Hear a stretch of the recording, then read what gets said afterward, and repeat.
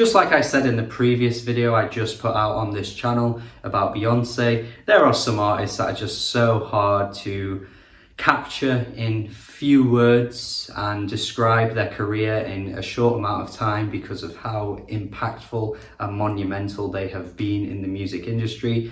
And for one person to just kind of sum it up feels like you can't do enough to say what they've really achieved and done in the world of music. And Taylor Swift is definitely in that high end of the bracket because she's been around for like so many years at this point. Her longevity has been pretty remarkable, and she's always done a really good job of sort of spacing out her eras, and each album feels like its own sort of story within the Taylor Swift multi-universe, or whatever you want to call it. I'm not going to pretend that I know everything about Taylor Swift, or I'm not going to go into the details of everything about her music, because I don't know everything about the Taylor Swift lore. I'm certainly not as invested as some people might be, but I'm definitely a fan of Taylor Swift, whether you want to believe it or not. Based on some of my reviews on this channel, I will tell you right now that yes, I do like Taylor Swift. I think Fearless, I think Red are really good albums. Red for me is her best, to be honest. I think that is the best one. I think 1989 is a good album too. I think Folklore is a good album too. Maybe I did that album a little bit of a disservice with my score on the channel, but even regardless of whatever scores I give each Taylor album, I'm a fan of her. You don't have to like absolutely everything an artist puts out to call yourself a fan. I don't think some of these Swifties realize this based on some of the things I've seen on Twitter recently about how a 7 out of 10 review, got like absolutely panned and ripped apart by all the Swift fans. I am baffled. I am baffled. So you might want to click off this video if you think a 7 out of 10 isn't good enough, because boy oh boy, we have ourselves a bit of a controversial one here, don't we? So based on the premise, based on the release of Midnights, because it's been like put in the middle of all of the Taylor Swift version releases that she's been putting out, it was a bit of a surprise, a bit of an out of nowhere release, to be honest. But based on what she said about it, based on the concept, based on the lyrical ideas of the tracks, it sounded interesting. It really did. The fact that she didn't even release a single leading up to it, it made it feel like this was going to be a really cool, cohesive project that was really well thought out. And I'm not going to say it wasn't. I'm not saying it isn't well thought out, but just the end product of what we've gotten here really underwhelms me. And based on the response so far, the really hugely, widely beloved response that this album's got, I'm just kind of left out in the cold. I don't quite get the major appeal of this album, especially in context with her discography. I don't know what it adds new to her sound. And honestly, if anything, based on Folklore and Evermore, which was the new direction it seemed like Taylor was going in, it actually detracts in a lot of ways from where she was heading, in my opinion, which I'll get more into when I discuss the lyrics, because that is one of the biggest issues with this entire album.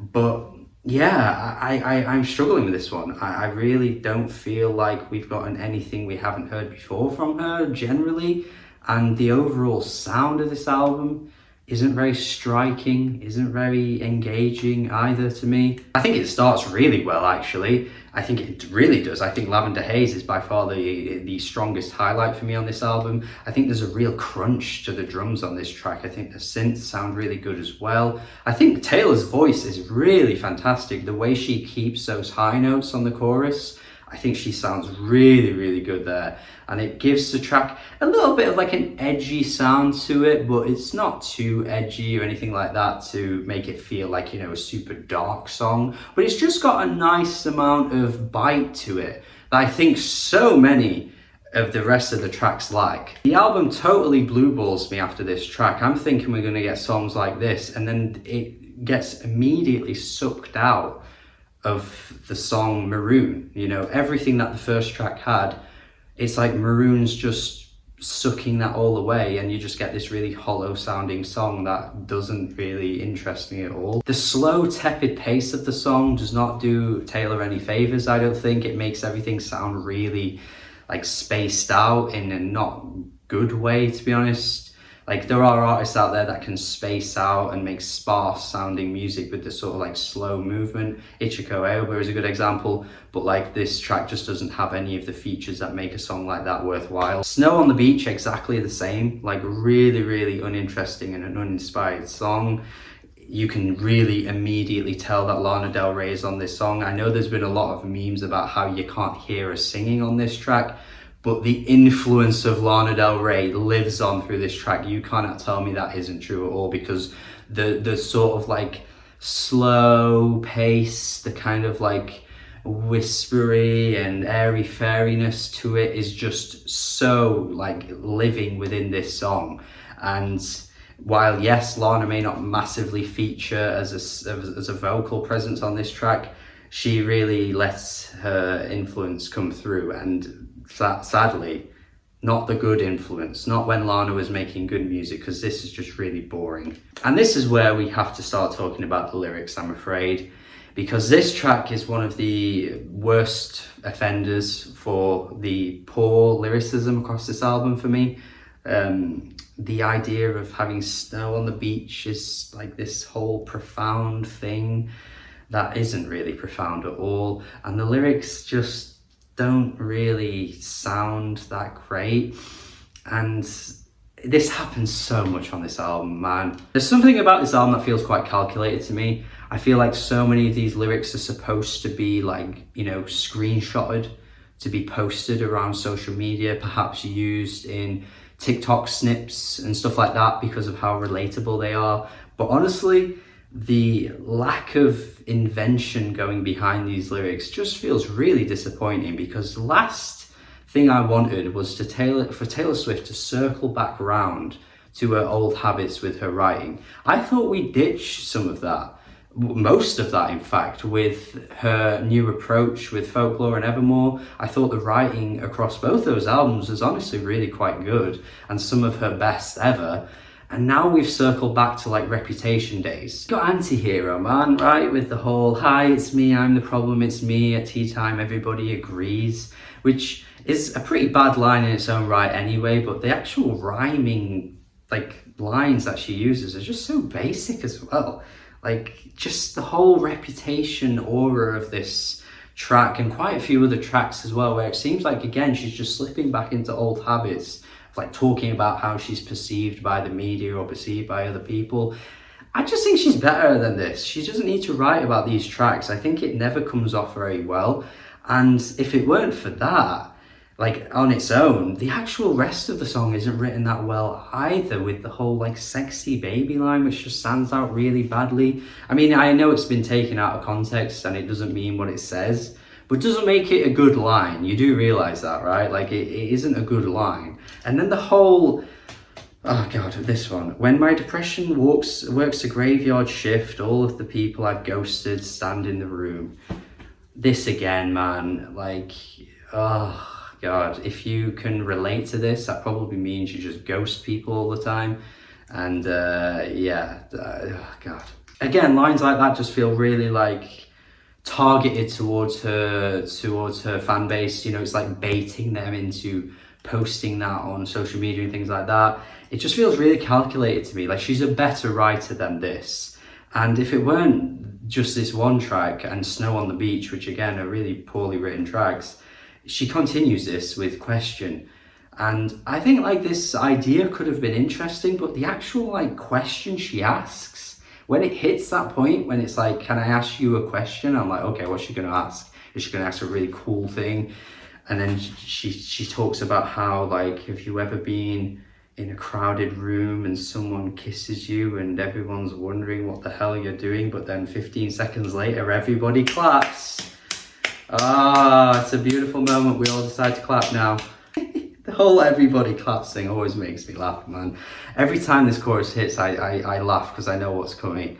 But the fact that it repeats over and over again, like, why does she keep asking this question? Once was bad enough, but to ask it multiple times on the same song, like, it is not an interesting thing to ask. What would have been better would have been like if she asked one question on the first chorus and then she changes it for the second chorus. And then the third chorus, it's a different question. That would have made for such a much more interesting track. But once you hear the first question the first time, you know what's coming every time, and it just isn't that great of a question to ask anyway, and I just don't really understand why she's writing about this. This sounds like a 16-year-old wrote it, and she's like 32. And going back to sort of like these sort of teeny romance-inspired lyrics, we've got the track Bejeweled as well, where I don't get why this song is even being written by her at this point. I really don't see what she's trying to achieve by writing this.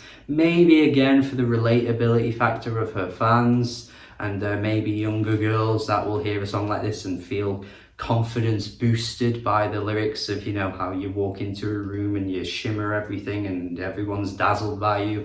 Maybe, but then also it's still got like Taylor Swift isms in it that just make it seem like confusing as to why she's talking about this, because she's been with someone for like 6 years, right? Just hear me out for a second. She's been with someone 6 years, so she doesn't really need to be thinking about or talking about her exes at this point, because you've been in a really long-term relationship. 6 years is a long bloody time.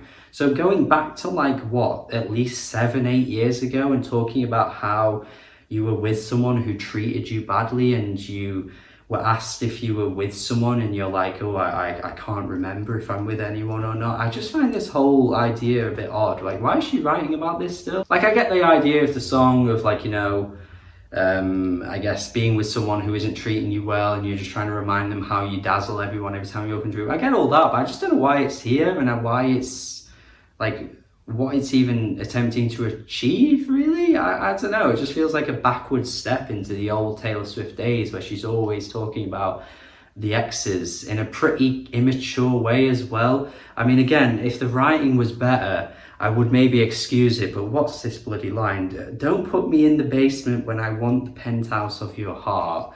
I feel like vigilante shit sounded interesting to begin with, because I was like, ooh, we're gonna get a cool, dark, mysterious track.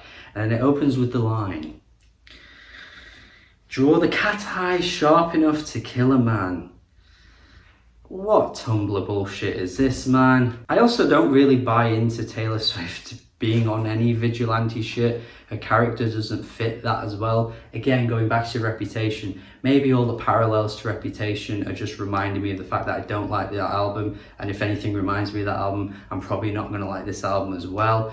But Taylor writing about those things, I just don't think she pulls them off very well. She doesn't have the sort of cutthroat approach. She always sings in quite a soft voice as well. She doesn't pull off this edgy sort of side to her very well. It's like the equivalent of Ed Sheeran doing Bad Habits. Like, I don't buy into Ed Sheeran, the nice guy, having bad habits. I mean, what does he do? Like, eat Ben and Jerry's at 12 o'clock or something? Like, I just don't buy into him as a persona having bad habits. And I don't buy into this darker, edgier side of Taylor, because she's too nice. She's got too nice and too sweet of a personality. I mean, look, I'm not trying to say I'd pull off this thing. That's the last thing I'm saying. I wouldn't pull it off either, but at least I know my lane. Know your lane. Know what you're good at. Taylor, you're not good at this dark, edgy stuff where you're trying to be a badass, okay? This doesn't suit you. It's a shame about Karma, because I think musically it sounds like one of the best tracks up until you hit the whole Karma is my boyfriend thing, which again sounds really buzzwordy and written by BuzzFeed, to be honest. I just, again, think she's a much better writer than this. I think constantly using the whole karma is just really lazy. I think karma as a concept's been overused in most songs as well, so you can't really do anything unique or interesting with it. And it's not even that exciting of a concept either. I mean, we don't even know if it exists. Like, do we even know for sure that it exists? And what I dislike most about this track is similarly to Question, where I feel like the idea of the song gets wasted, because she hits the bridge of the track, and then she starts like saying, you know, oh, you know, you can ask me what I learned from all these years, from all these tears and all that kind of thing. And I'm sat there thinking like, yeah, I do want to ask you that. And I do want you to answer that question, because that sounds interesting. What have you learned from all of these breakups and things like that? That would make for a better song than writing about karma. For one of the slower tracks, I think Sweet Nothing is actually really quite pretty with the melody, and the vocals again sound really nice. But in terms of highlights, like, there's not really that much to rave about with this album for me. I don't really like Midnight Rain that much either. I think the glitchy sounds of like the instrumentals sound pretty cool, but the hook itself is so poor to me. I feel like it's probably one of the worst hooks on the whole album. And I think in terms of the production as well, I like Jack Antonoff, I do, but he has a tendency to sort of like soften the edges of the tracks that he makes. He's so much better at making it just his own music. When he makes music for Bleachers, the music sounds so much better. Honestly, if you've never listened to Bleachers, go check them out, because Jack is so much better for his own music. But yeah, when he does other people's music, he just has this tendency to just soften the edges and like takes away the punch from the tracks. Because apart from like Lavender, Haze and maybe a couple of other tracks, there isn't much punch to the production on this album. Everything just feels flat. Nothing really feels like it has much of an oomph to it, and yeah, it just all sounds really bland and lifeless with all of Taylor's pretty poorly worded lyrics. It's a huge shame, this album, to me. I feel like, I've said this already in this review, we've stepped backwards. Like, what we had with Folklore and Evermore seemed like a new change of pace for Taylor. It suited her so well. She was in her lane, in her own element, you know, writing about things that suited her as a writer so well. She was sharp with her writing too. Musically, it all sounded really good. Like, yeah, I don't know. I just think going back to Lover and Reputation and that kind of era, it just doesn't suit her at all, honestly. And I'm not saying that she can't make pop music. I'm not saying that at all. I just think this brand of pop music, these lyrics, are what doesn't suit her. I think she's a better writer than this. Knowing that she can do better with her writing just makes so many of these lyrics stand out really poorly. And yeah, I just don't think it really works. I don't think the concept is that good either. Like, I think she hasn't really utilized it the best she could have. And overall, it just ends up being pretty mediocre. I saw an interesting opinion, actually, which kind of sums up my thoughts on this album as well, where the album doesn't have the high highs of any of her other albums, but it doesn't necessarily have the low lows. The lowest lows are usually the lyrics, but the songs themselves end up being pretty meh. But the highs aren't there either. Like, the highest high for me is Lavender Haze, but I wouldn't even put it up there with some of her best songs. So everything just falls in this mid-range. Like, there's nothing really that stands out greatly or really stands out poorly either, aside from the writing. But yeah, everything about this album just feels like pretty mediocre to me. 5 out of 10, that is where I'm at, I'm afraid. Again, I like Taylor, and I think I wouldn't be so critical of this album if I didn't like Taylor. When you know an artist can do better, you're more critical of them, I think, and you see where she could have taken these songs, where she could have sort of polished the writing, where she could have ditched the old Taylor, you know what I mean? Like, the old Taylorisms that stand out for the wrong reasons. All of that didn't need to be there, I don't think. And that's, like I say, because I know she can do better, the writing on so many of her other albums is better than this. I just feel like I'm being harsher for that reason. And yeah, hopefully you understand where I'm coming from. Hopefully you agree with me. If you don't, let me know. If you do agree or disagree, whatever, let me know in the comments either way. Would love to see your thoughts. What did I get wrong? Do you massively disagree? Do you massively agree with anything I've said? Would love to see what you guys think, as always. Subscribe if you haven't already. Please let me know what you think. Have a good day. Please be kind as well. Don't need to be harsh. It's just an opinion. Yes, I didn't give it a 7 out of 10 like Pitchfork, so maybe you're going to bash me. But try not to bash me, man. At least understand where I'm coming from. Have a good day. Subscribe. Check out my Patreon as well. That would be amazing. And goodbye.